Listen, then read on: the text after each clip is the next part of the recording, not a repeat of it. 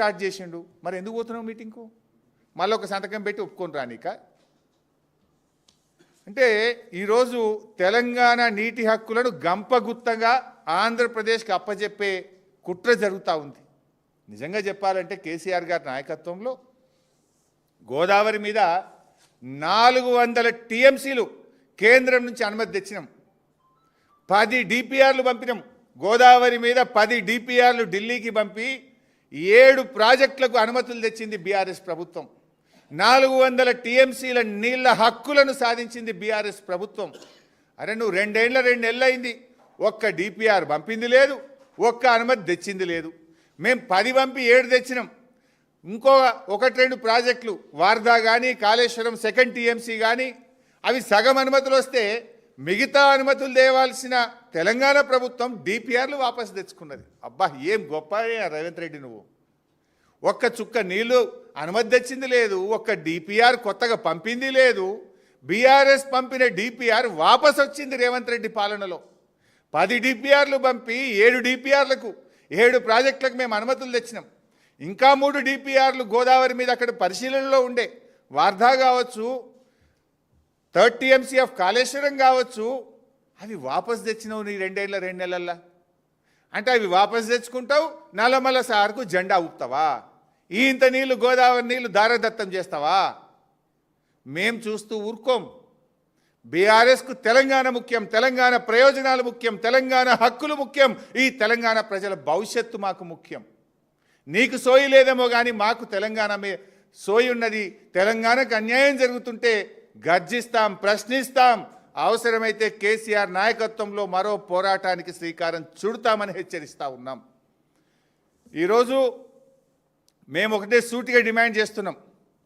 ఇవాళ నువ్వు చంద్రబాబుతో దోస్తీ కట్టి తెలంగాణకు తీరని అన్యాయం చేసేందుకు సిద్ధమైతే రేవంత్ రెడ్డి మేం చూస్తూ ఊరుకోము.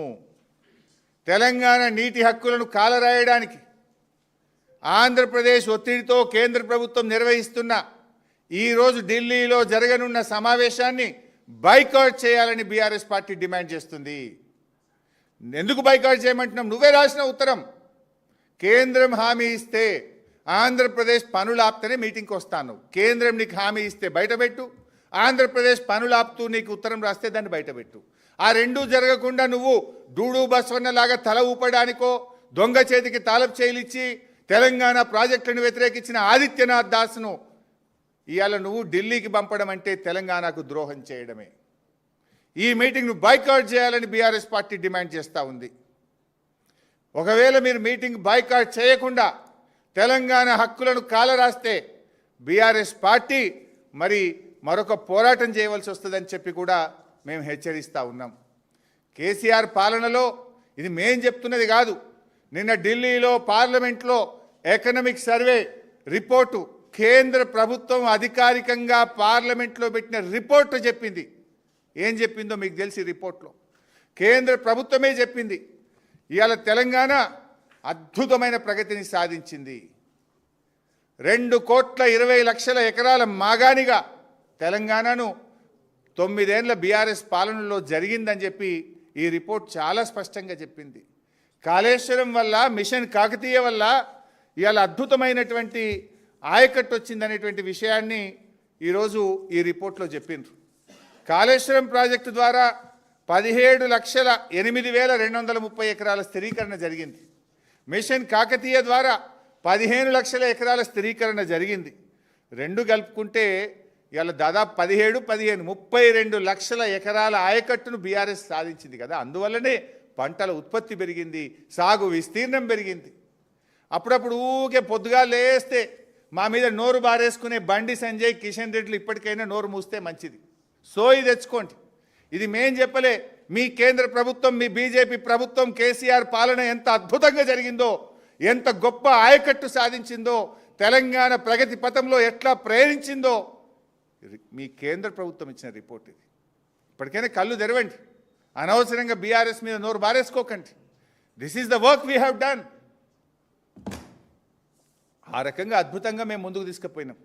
కానీ బాధ కలిగేది ఏంటంటే మేమేమో నీళ్ళిచ్చే ప్రయత్నం చేస్తున్నాం, రేవంత్ రెడ్డి ఏమో నీళ్ళు ఇచ్చి పెట్టిండు, ఆంధ్రాకు నీళ్ళు ఇచ్చే ప్రయత్నం చేస్తుంటాం. ఒక్కొక్క చుక్కను ఒడిసిపెట్టి కేసీఆర్ గారు మరి తెలంగాణ నీటి హక్కులు కాపాడే ప్రయత్నం చేసిండు, తెలంగాణకు నీళ్లు తెచ్చే ప్రయత్నం చేసిండు కేసీఆర్ గారు. కానీ రేవంత్ రెడ్డి గారేమో నీళ్లు ఆంధ్రాకు కిందికి జార విడుస్తున్నాడు. ఒడిసిపట్టింది కేసీఆర్, విడిసిపెడుతున్నది రేవంత్ రెడ్డి. ఇలా ప్రజలు ఆలోచిస్తున్నారు. గతంలో మిషన్ కాకతీయ చేయకముందు నీళ్లు కిందికి పోతుండే, కానీ కేసీఆర్ గారు మిషన్ కాకతీయ ప్రోగ్రాం ద్వారా చుక్క చుక్కను ఒడిసిపట్టిండు, తెలంగాణ ఆయకట్టు పెంచిండు.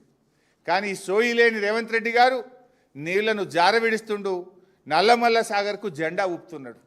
అందుకే మళ్ళీ డిమాండ్ చేస్తున్నాం, తక్షణమే ఈరోజు రాష్ట్ర ప్రభుత్వం ఈ మీటింగ్ను బాయ్కాట్ చేయాలి. మీరే ఉత్తరం రాసిండ్రు, మీ ఉత్తరాన్ని ఎక్కడ కూడా ఇవాళ కాంగ్రెస్ ప్రభుత్వం, ఢిల్లీలో ఉండే బీజేపీ ప్రభుత్వం మీ ఉత్తరానికి స్పందించలే.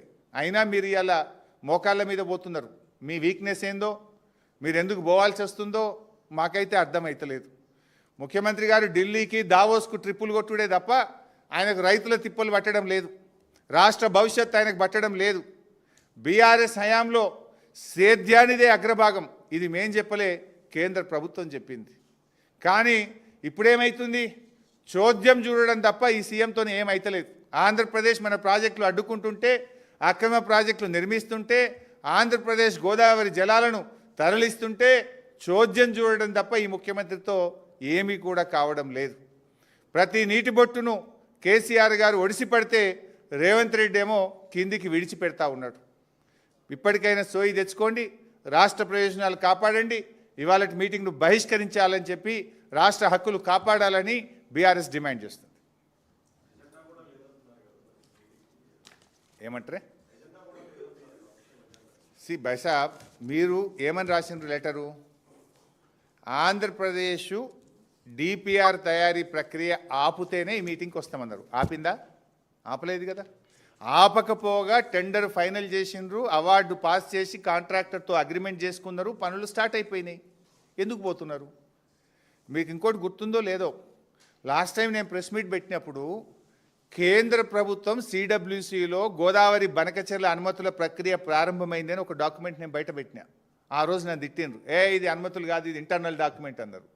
మీ రాహుల్ బొజ్జా రాసిన ఉత్తరంలో ఏమున్నది? అనుమతుల ప్రక్రియ జరుగుతుంది, దాని వెంటనే ఆపండి, ఆపితేనే మీటింగ్కి వస్తాము అన్నారు. నేను చెప్పింది నిజమైంది కదా. మేము బయట పెడితేనే కదా మీ కళ్ళు తెరిచింది, మీకు అది తెలియని కూడా తెలియదు. నేను బయట పెట్టినాక తెల్లారి ఉత్తరం రాసినావు, అనుమతుల ప్రక్రియ జరుగుతుంది, దాన్ని ఆపుండ్రి, ఆపితేనే ఢిల్లీ మీటింగ్కి వస్తా అన్నావు. మరి ఎందుకు పోతున్నావు ఆపకుండా? ఇప్పుడు ఆపిన మంది నీకేమైనా కేంద్రం అష్యూరెన్స్ ఇచ్చిందా, ఉత్తరం రాసిందా, మీకేమైనా చెవులో చెప్పిందా? చెప్తే చెప్పు, బయట పెట్టు. Thank you.